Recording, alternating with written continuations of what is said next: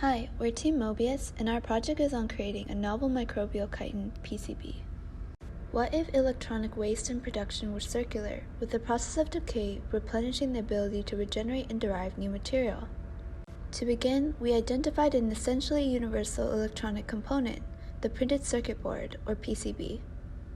PCBs have four main components: the silkscreen, solder mask, copper layer, and finally the substrate.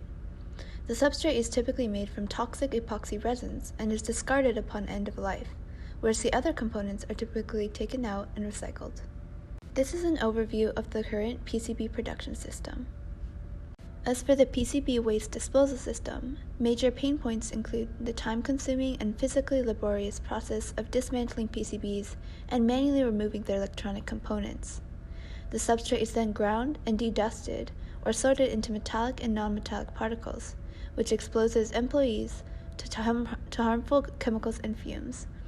The non-metallic and some of the metallic components are then sent to the landfill, which poses environmental hazards and bioaccumulation in impoverished landfill-based communities.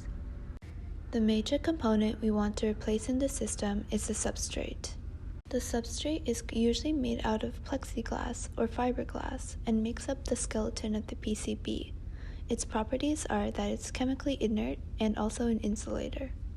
As for the actual production of chitin, we plan on producing it from lactobacillus fermentation of seafood waste. In order to begin the process, we must first sterilize the seafood shells. Then, we must use heat to kill the DNA samples floating around in the fluid. Afterwards, we can use an autoclave to sterilize the media. Although the autoclave will denature the chitin a little, there's a large percentage of chitin that can still be salvaged after the sterilization step. Why chitin? We decided to use chitin as our base material since it is hydrophobic and has durable mechanical properties. It has a melting point of 300 degrees Celsius, ultimate tensile strength of 80 megapascals, and a 1.8% elongation at breaking. The most common material in PCBs is polytetrafluoroethylene, or PTFE for short, which has a melting point of 315 degrees Celsius, ultimate tensile strength of 20.7 megapascals, and 3% elongation at breaking. Because chitin contains similar properties mechanically to PFTE, we can use it as a substitute. One way we can develop chitin and turn it into a pliable biofilm is to utilize bacteria. Researchers have devised ways to use the bacterial lactobacillus to process shrimp biowaste in a drum reactor and convert it to chitin, which can easily be converted to chitosan. Using this method, we can harvest the chitin from the bacteria as a basis of our biomaterial. Once we obtain chitin from lactobacillus fermentation, we can then use Vibrio cholerae filamentation as a way to promote chitin surface attachment and cross-linking.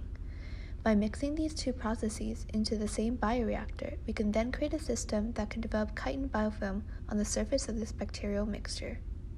We can then dry and layer these biofilms together to create a thicker piece to use as our base for our PCB. Although we can use Vibrio cholerae as an initial cross-linking basis, these cross-links by itself will not be enough to maintain structural integrity, and thus we must then coat the biofilm with plasticizer, which we can cross-link with the chitin and make it into a solid-state material. Our substrate substitute will be able to fit in with the already existing method of PCB creation. The other components can be assembled in parallel and with current machinery. Once PCBs have reached their end of life, they need to be degraded. Thus, they are put in a bath with bacteria that produce the chitin-degrading enzyme chitinase. And there are also bacteria in the bath that break down the components of chitin further, creating pure nitrogen among other byproducts, which can be used in fertilizer. However, we cannot neglect other byproducts, for example heavy metals, that have really high negative impacts on the environment. It is imperative that we find a way to deal with it in a safe manner. There are several techniques of bioremediation of heavy metals through fungi and bacteria that have proven to be successful. In many factories, heavy metals are released into water sources or in the soil around it. As these metal particles float down the water source, marine fungi can absorb heavy metal particles and then synthesize those particles into nanoparticles, which can then be harvested and used in various commercial and research contexts.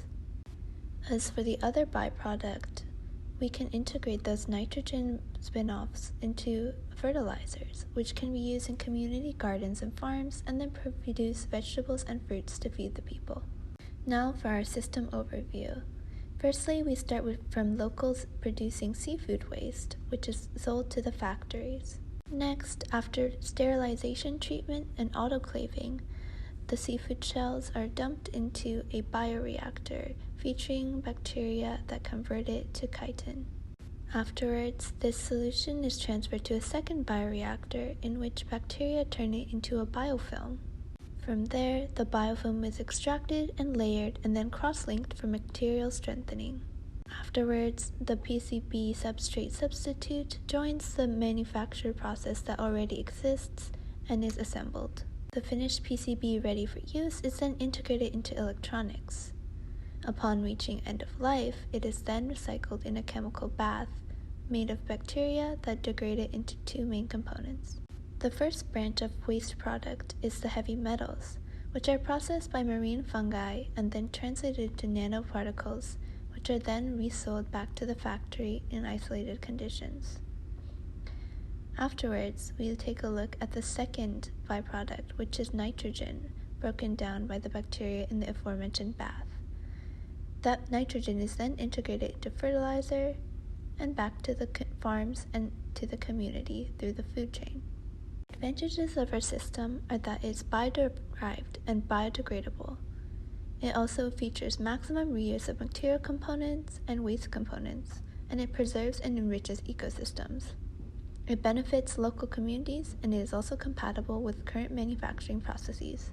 For future steps, we would test out the biological processes in sequence, gain more insight into how to integrate our system even further into existing infrastructure, and also map out the time-scale compatibility between biological production and current systems.